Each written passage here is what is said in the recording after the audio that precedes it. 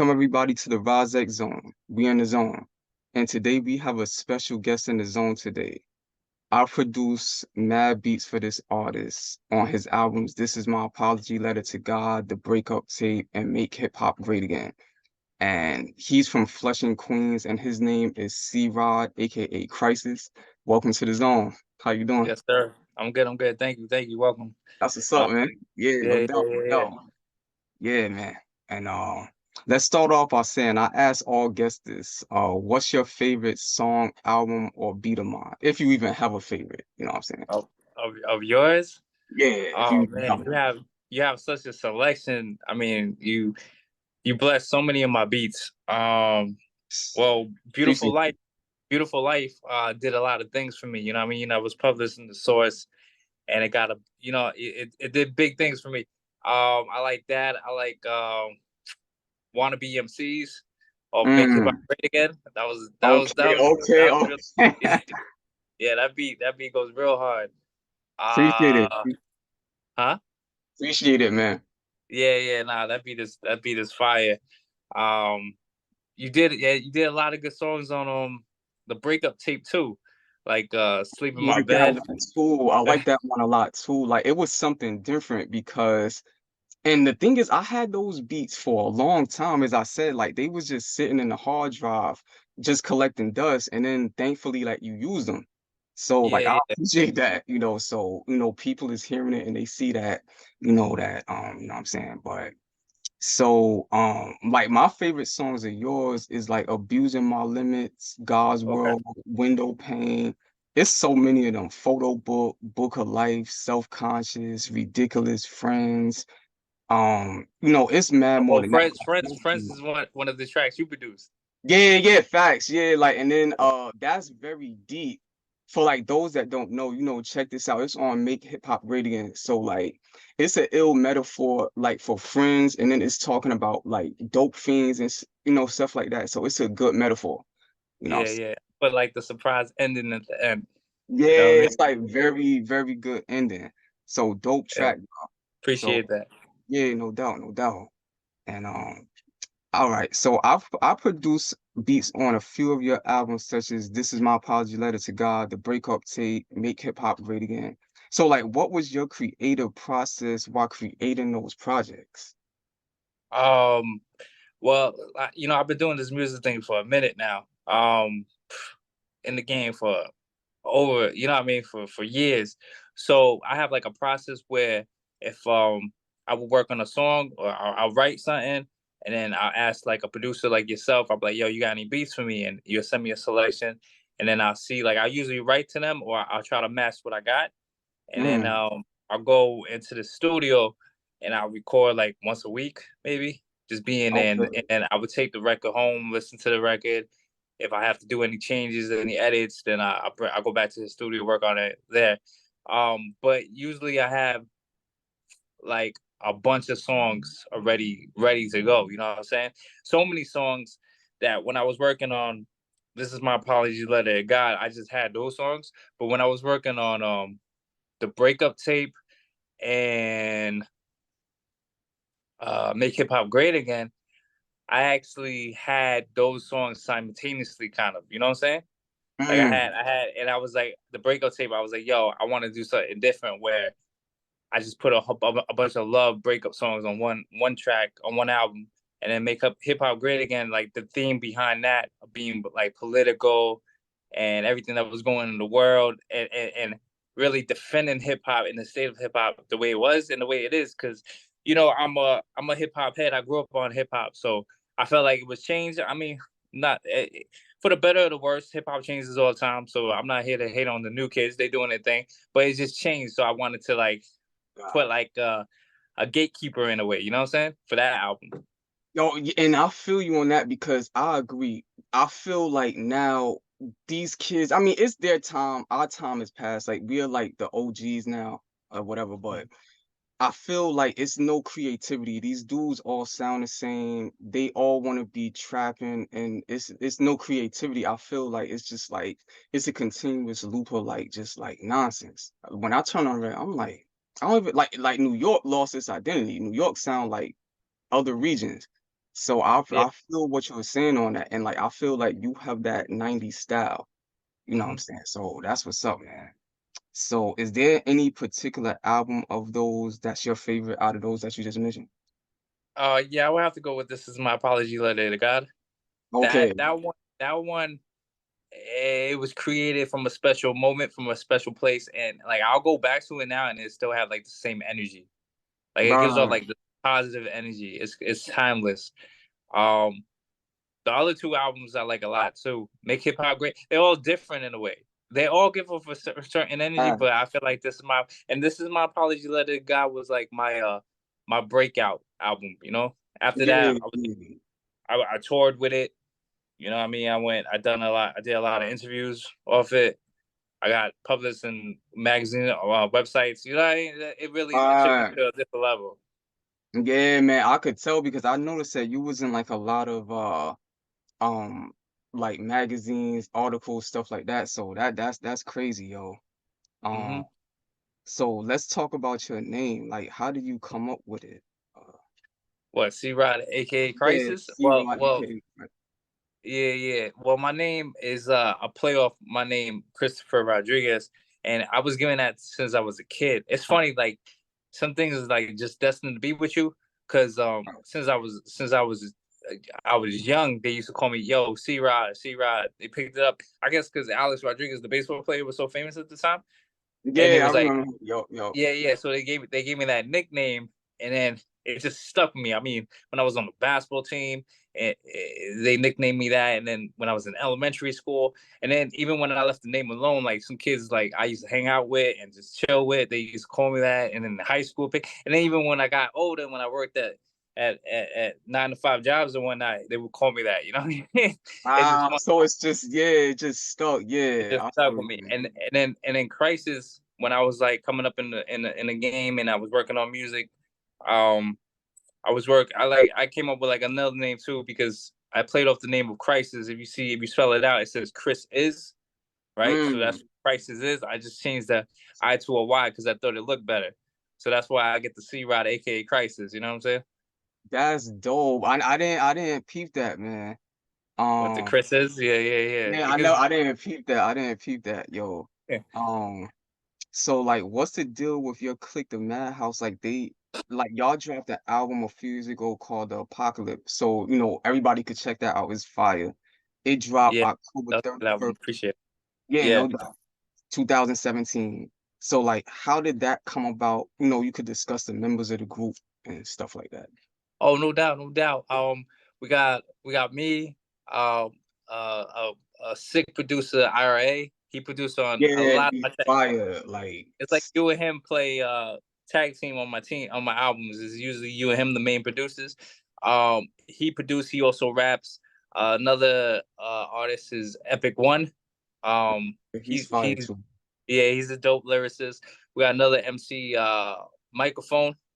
You know what I'm Yup, saying? he's dope too. Yeah. And then on the album we had another MC, Gospel. Yup, he's fire too. Like I think he needs to start putting out more stuff because it's like he's fire. Like, Yeah. but yeah. All right, so That that's what's up. that that album was good. That album was published on 50 this is 50.com. You know what I mean? It got a little review on there. That's what's up, yo. That's what's up. So yeah, y'all go check that out, man. Like it's a fire Hmm. album. Real variety on it. So so you could tell the viewers and listeners about how many tours you've done and like how that came about. I think I've been on like 3, maybe 4 different tours. I performed in 15, I think it's 15, might be 13 to 15 different states, all over Florida, Pennsylvania. I did a show in Philly, um, Mississippi, Louisiana. I've been all over Atlanta. I've been, and I mean, I was just after I came out with this apology letter to God, and I was just building connections. You know what I'm saying, in the industry, and I felt like it was time. It was like that step to go show what I got with my stage performance. You know what I mean? Because Right. it's many things to be an MC, but stage performance is one of them. You know what I mean? And I love performing live. I love like being there in front of a crowd and just doing my thing. So um that was like one tour. I did like a solo tour, and then another one I opened up for Corey Guns Yeah. from Young Money. You know, signed Yeah, Lil yeah, Wayne, yeah. the son Big of name artist, y'all. yeah, the son of Peter Guns. Then I also opened up for wait, no, that was one tour. But I know I did a show with Bizarre. That wasn't a tour, but I know I opened up for Bizarre from D12. I Yeah, performed it in Michigan too. So yeah. It's just a blessing to be able to perform in different states. I love it. that's what's up, man. Yeah, like so y'all go do your Googles, man. Fire. Um Now, I know that your mother passed away, like, and you have a song called "The Lady in Red," Mommy. Mm-hmm. Like I lost my mother last year, and I can relate. All right, God sorry to rest hear his. that. Yeah, appreciate that, man. And I can relate to losing a parent and a mother, especially. Can you talk about what your mother meant to you and how that song came about? Because it's deep. Like, Yeah, my mom meant the world to me. You know, what I mean, me and my mom was relationship was very close. You know, we was best friends, and then she got sick when I was younger. Not gonna go into details about that, but she got sick when I was younger, so I lost her when I was real young, maybe like 11, 12. Um, mm, and like I always wanted to, like I talked about her on a few songs before that, but I always wanted to like dedicate a song to her, and I'm happy you brought this up because it bring me back. So I remember one day or one night, maybe more than one day, maybe one night, more than one night, we lived in my grandmother's house. She had a big house, not a big house, but she had a house. The only time I lived in the house, she lived for I think I stayed for a few months with my mom or something. We was like in the basement, and we used to live in the basement. I remember like playing video games. I think I was playing like Super Nintendo or something. My mom used to love the song "Lady in Red." You know what I'm saying? mm, And that was like her favorite song of all time. And she used to play it, and she told me like a story about uh her and my father, how they like one night they was dancing to the song and like a party or something. So it meant a lot to her. So when I lost her, that always stayed in my mind. You know what I'm saying? So when I was working on "This Is My Apology Letter to God," I wanted to flip that instrumental, that beat, yeah, flip that song. So got the chance to flip it. Uh, put it out, and I got a lot of good feedback. It was like, yo, I really like that song with your mom. And I always wanted to shoot a video, just dedicate do something special for her. You know what I mean? Big her up real quick. So I shot that video myself. Like I directed wow, it. Yeah, I directed it. I edited. I did a whole joint myself. Like other videos, I never did that. I always hired a shout out to Gavin Thompson. He nice. did a lot of my he did a lot of my videos. Uh, but I decided to like do my own. For that one, I wanted to do myself because I didn't want nobody else to touch it. I wanted to like I was emotionally in it. I wanted to make sure it was right. I felt like I knocked it out the park. You know, people hear it and they're like, "Yo, that's very like it puts them in the zone, kind of." You get what I'm saying? Yeah, that's a very deep track. So like for those that's interesting because like for those that have lost a parent, like how important they are to like your growth. So like you lost her younger, so that really has an effect. So that's crazy, yo. So that's interesting, man. So like off music topic, like I saw that you attended a few comic cons and so who's like your favorite comic characters? Like were you like a Marvel, DC, or Image guy? This is cool. This is a little pivot. This is different. Yeah, it's like a little Uh, off. nah, it's all good.